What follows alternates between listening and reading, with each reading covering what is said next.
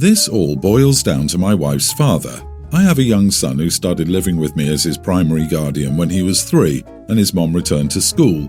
I met my wife through work and her father, who worked at the same company in a higher role than both of us. My wife knew I had a son, but I said I wouldn't introduce them unless we became a serious couple because that wouldn't be fair to him. When my wife did meet my son, they got along really well. I invited her and her father over for dinner one night and her father met my son for the first time. He was weird and awkward around my son and made strange comments about his appearance.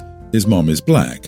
I confronted him after dinner and he made some pretty pathetic excuses. After that, I asked him not to contact me outside of work matters and asked her for space.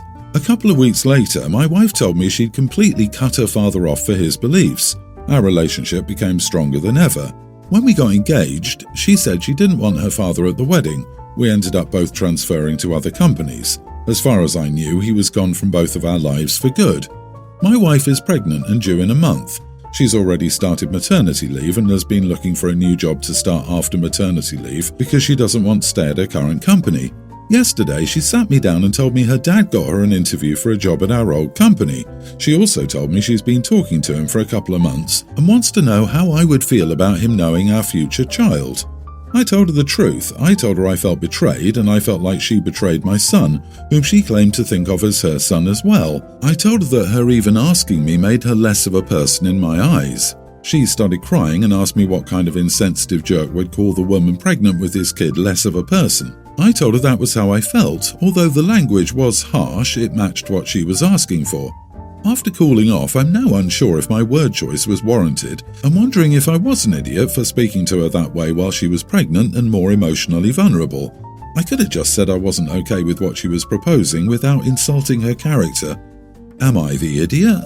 Not the idiot. You're right that your words were harsh, but harsh was appropriate. It takes a lesser person to want to invite toxicity into the home, and that's what your wife did. She's the one who needs to apologize for even the suggestion of her father coming back into your personal lives. That she's pregnant is not an excuse for the extreme breach of trust she's committed. Everyone's the idiot here. I get you. I'd be mad too. I mean, what would happen down the line when her father is in the presence of both kids but treats your son differently?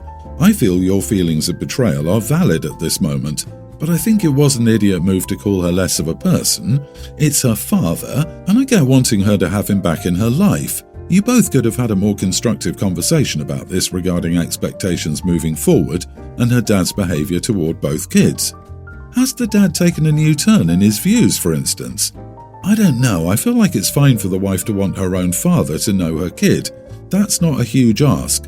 I get OP wishing to protect his own kid, but it's still a big deal to cut someone out completely, forever, with no mediation, nothing.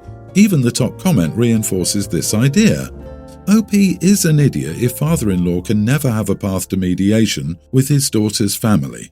You are the idiot. Wow, all she did was open the floor for a discussion. There might be a chance her dad regrets his beliefs and the harm it's done to his relationships. There might be a chance he wants to apologize. Or maybe not. There's no way to know because you dehumanized her from the get-go. What you said is terrible, and being your wife, I would question my future with you. You told your wife she was less of a person deliberately. You wanted to hurt her, and you did, and now you're seeking a way to make yourself feel better about it. Good luck. My husband passed away over 2 decades ago. I still consider myself a married woman. My sister has criticized my decision to stay loyal many times. She's tried taking off my wedding ring, getting me to cheat and mocking me. I don't appreciate it. I've had friends who've tried to set me up, but I tell them I don't want another partner, and they respect that. My sister does not. The last few years she's been cool until the last week or so. We'll call me Mrs. Smith. My maiden name was Miss Jones. My sister started calling me Miss Jones. The other night she made reservations for Miss Jones. She also mailed me a book for My Name Jones. Yesterday I got kind of sick of it. She came over and we were getting ready to go somewhere, and she made coffee, and she jokingly said, "Your coffee, Miss Jones," and I got really mad. I said, "Don't call me that." And she said, "Huh?" And I said, "That's not my name, I am Mrs. Smith." And she said it wasn't my name anymore, but it is my name. I never changed it back. I never ever will. She's just messing with me. I don't like it. It really hurts my feelings. I've told her that and she calls me that, but she says it's my fault for never changing it. I never ever want to change it. I actually love when people call me Mrs. Smith. It hurts when she calls me Miss Jones. Not the idiot. Your married name is your name. On a side note, you are allowed to move on. Dating now isn't cheating. If you're happy as you are, fine. If not, then talk to someone. 20 years since your husband passed, you can move on with life, even keeping your name. If your partner is deceased, you're a widow. You're within your rights to choose not to date and keep your married name, but you are no longer married. Being set up with someone else would not be cheating, and no one else would see it that way. Death did part you and your husband. I suggest it's time for some therapy. Yeah, that kind of raised a bit of a flag that says OP might need to see a grief counsellor. It's not my life, but I wonder how young OP was when he passed, given that it's been over 2 decades and she's still being set up on dates. It is OP's choice to not pursue it, but it does feel like a missed opportunity. I hope OP doesn't end up regretting her choice. Not all vows are death do you part. Some are eternal vows, and well, you might not understand that, but there are many that do and have taken those vows. The marriage didn't break down. He passed, so OP didn't stop loving him. She could get therapy, but for what specifically? Does she need it? I see therapy thrown around way too much as an answer. There isn't a rule which says you must get over your deceased partner. Some people are heartbroken and loyal to the core, and that doesn't necessarily need fixing. I used my fiancé's card to cover my expenses as I stopped working after our baby and got engaged. He's never cared about what I've spent money on in the past and always reminds me that I can buy whatever I want, so I didn't think it would be an issue for me to buy my aunt a designer bag to celebrate her 50th birthday, but it is. He's upset because I bought the bag for my aunt, but he thinks I try not to use his money on myself, which is true. The bag is the most expensive thing I've ever bought with his money, and it's something I've wanted to do for her for a long time, and that I was saving for before I stopped working. The way he said that I was quick to use his money on other people really upset me, so I told him I would send it back, but he told me not to because that wasn't his point. I've been angry at him for the last few days and we keep arguing, which hasn't been fun. During one argument, I told him I would use all of his money and then he would have a real reason to complain, but he kept saying I'm intentionally misunderstanding him. Am I the idiot? You are the idiot. Really? You could have at least asked. Your aunt did not need a designer bag for her birthday, not from your fiancé. By the term designer, it is likely not cheap. I see you didn't put a price in the story and those bags can go into the thousands or tens of thousands. OP, you are misunderstanding him, intentionally or not. So I'm going to spell it out and hope you see it and don't ignore it because you don't want to understand. You don't spend on actual needs. That's what he means by spending on others and not spending on yourself. You're totally fine ignoring needs at home, not spending on things for yourself, but spending money like it's going out of style when you want to get a gift. If you told him, hey, I spent $2,000 in one day on utilities, groceries, gas for the car, and I also bought something nice for myself, that would have been fine. If you discussed it with him ahead of time and he'd actually agreed to it, you would have been fine. But to make such a large purchase, not only with no discussion with your partner, but also to have made it for something that's not even for you, how can you not see you are the idiot? I told him I would use all of his money and then he would have a real reason to complain. The other facts of this scenario aside, which I also think is inappropriate to use his card for a luxury gift without talking about it beforehand, do you think this was an appropriate or mature response to your disagreement? I'm sure you both have valid points, but this line of argument does no one any favours, especially you for making it. You're an adult about to get married and you have a child. You need to start communicating like a grown-up with your fiancé. Stop being immature with the threats of spending all his money. Grow up. I, 37 female, have 6 kids with my husband, 37. Recently, one of my sisters, 31, asked to temporarily move in with us because of repairs being done to her home, which is not up to code. She has a husband, 31, and a son, tween. My nephew is not a good kid. He's a bully and frequently misbehaves. However, I decided to let her family stay anyways. Our young teen son is autistic. He's a very bright boy and quite popular, but he still struggles with sensory issues, social interactions, etc. But as I mentioned, he's still popular and social, mainly because he's an athlete.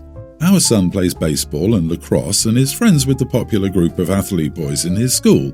These boys do everything together. They hang out pretty much every day until bedtime, help each other with homework, play video games, etc. It's delightful how close they are. The boys help manage my son's successful run for school president and are always each other's biggest supporters. Our son is closer to these boys than he is to family. Our son doesn't like hugs except for these boys. He tells them secrets he doesn't tell his family.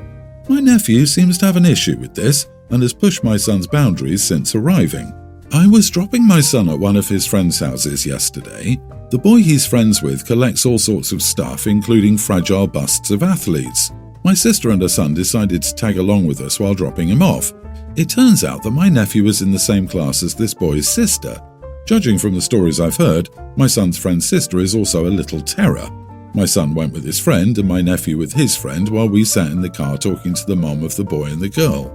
While we were sitting, the boys came rushing out to tell us that while they'd left the room to go in the kitchen, my nephew went into the boys' room and touched the stuff and he ended up breaking 2 busts. Thankfully, with the boys' help, we found replacements online and bought them. The total cost came to around $500, which their parents could afford, but so could my sister. My sister said she didn't want to pay for them because she didn't want her son to feel bad for making his mom have to pay for them. The other mom went into the house while we argued in the car. I told her that if she didn't pay back, she'd have to find someone else to stay with, so she forked over the money. She told her son about it, and he said we were being unfair and this wouldn't have happened if my son and his friends just did what I said. My sister is still upset at me, and some of our siblings have chimed in to take her side, saying I was being too punitive on her son. Am I the idiot? Not the idiot. This is a simple case of actions have consequences. He, your nephew, broke it, so he, and by proxy his mother, should pay for the replacement costs. Additionally, if this problem with the nephew's behavior is not addressed now, it could worsen.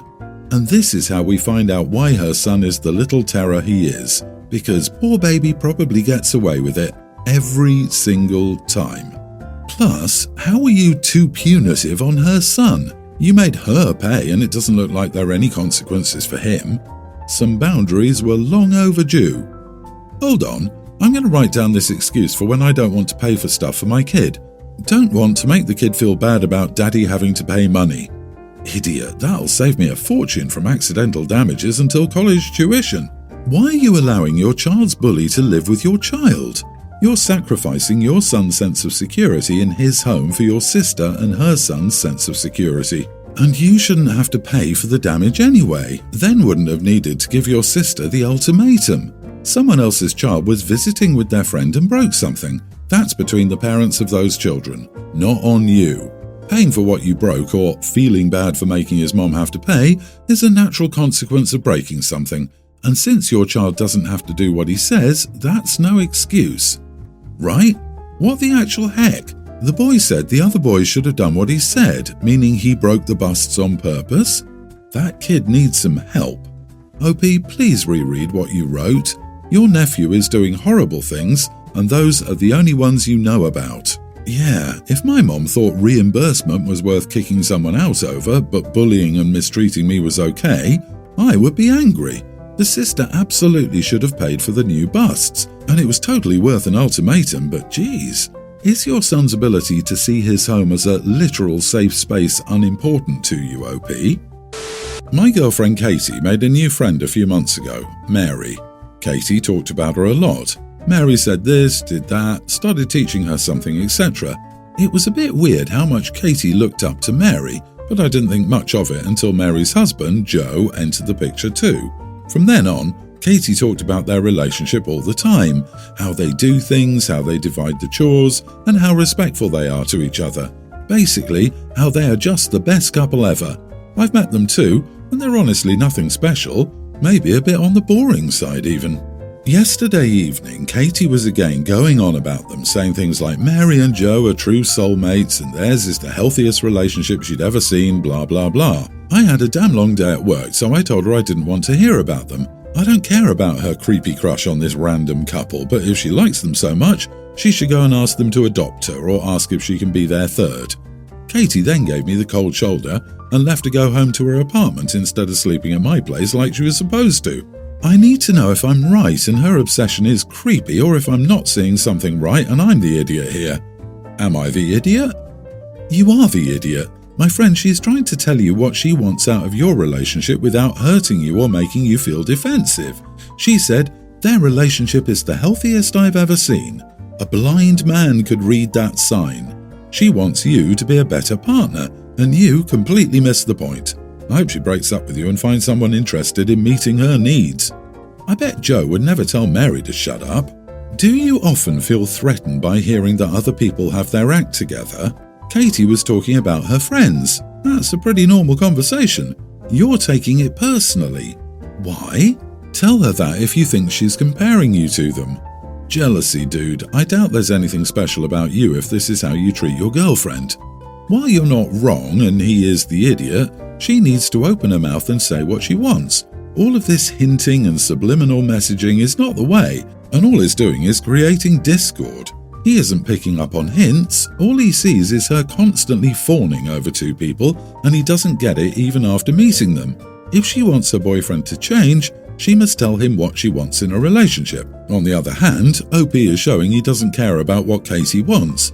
OP is ignorant. Katie is manipulating instead of speaking plainly. All of this can be solved with decent communication.